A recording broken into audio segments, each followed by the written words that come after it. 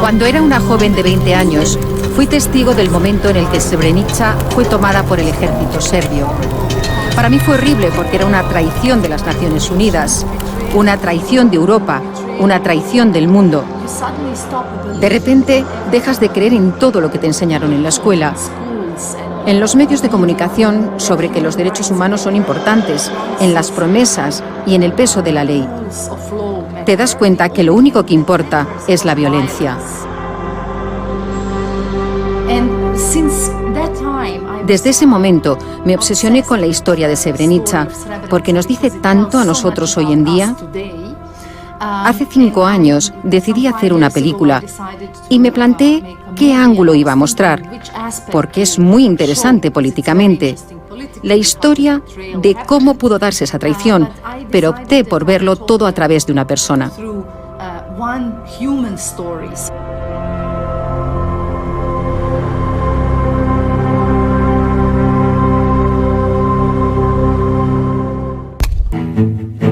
Quo Vadis Aida es la historia de cómo se perpetró a las afueras de Srebrenica la peor masacre en suelo europeo desde la Segunda Guerra Mundial.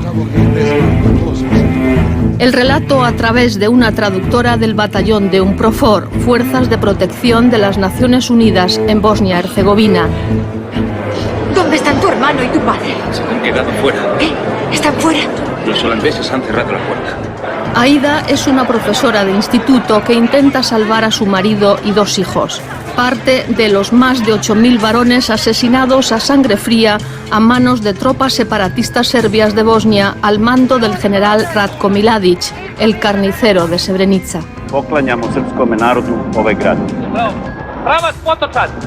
En la sentencia del Tribunal para los Crímenes Cometidos en la ex Yugoslavia, se define a los militares serbios y croatas condenados como autores de una empresa criminal conjunta. ¡Dejadlos entrar, hombre! ¡Los chechnis vienen de camino! La de Srebrenica fue la historia de una tragedia anunciada, desde la huida generalizada de mujeres y niños de la ciudad desde la primavera de 1993. Son mi hijo y mi marido. Esperad. No puede entrar nadie. Por favor, es mi familia. No, imposible, lo siento. Sería trato preferencial. Si les dejo pasar, todos querrán pasar. No. Decidí hablar desde una perspectiva femenina. Mi cámara principal, Christine Meyer, decidió mantener ese nivel humano y también que nunca íbamos a glorificar la guerra, porque yo la he vivido y no hay nada bonito ni espectacular para mí en una guerra. Yo hago de Kerremans, el coronel al mando del batallón holandés. Ahora mismo ya no creemos en nada. Todos son bulos y no sabemos dónde está la verdad. Solo tenemos historias y las historias que llegan al corazón. Historias que tal vez puedan cambiar una idea. Las historias son lo más importante ahora mismo. La directora Jasmila Svanic es muy valiente por contar esta historia que no habla solo de este país o esta región, sino sobre la humanidad. 30 años después del comienzo de las guerras que marcaron la disolución de la ex Yugoslavia, empezando por las de Eslovenia y Croacia hasta la de Bosnia en 1992. Limpieza étnica, violaciones como arma de guerra, el genocidio de Srebrenica en julio de 1995. En la República, donde casi el 50% de los matrimonios eran de distintas etnias, las heridas de aquella guerra todavía no han cicatrizado. A mí tampoco me queda claro cómo la comunidad internacional podía seguir negociando con los líderes militares serbios de Bosnia después de tantos muertos ya desde 1992, después de tantas mujeres violadas, tantas pruebas de que eran criminales de guerra, y a pesar de todo negociaban con ellos como si estuvieran al mismo nivel de las víctimas. No se puede decir que fueran personas democráticamente elegidas. Según la resolución del Consejo de Seguridad de la ONU número 819 del 16 de abril de 1993, 3 poblaciones de Bosnia Oriental, Srebrenica, Gorazde y Jepa, de población mayoritariamente bosníaca y asediadas por las tropas serbias, quedaban bajo la protección de los cascos azules, supervisada desde el aire por aviones espía norteamericanos. La guerra acabó con los bombardeos de la OTAN un mes después de la matanza de Srebrenica y los acuerdos de paz de Dayton de noviembre de 1995. El resultado, un statu quo precario con la división de facto de Bosnia y Herzegovina según los límites impuestos por aquella guerra.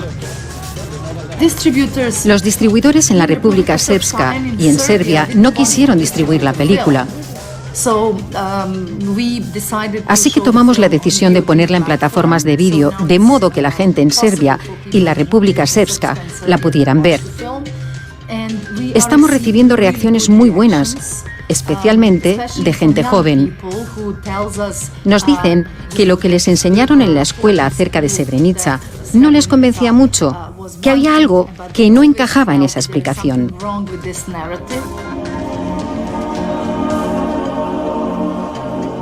Según informes que estarían circulando por Bruselas, después de 25 años podría consolidarse la división actual de Bosnia-Herzegovina, olvidando el reconocimiento de su integridad territorial por las Naciones Unidas en abril de 1992, justo antes del inicio de la guerra.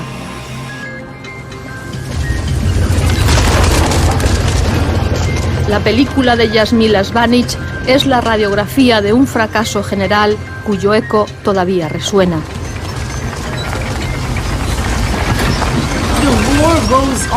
La guerra continúa, con las mismas intenciones, pero con armas diversas.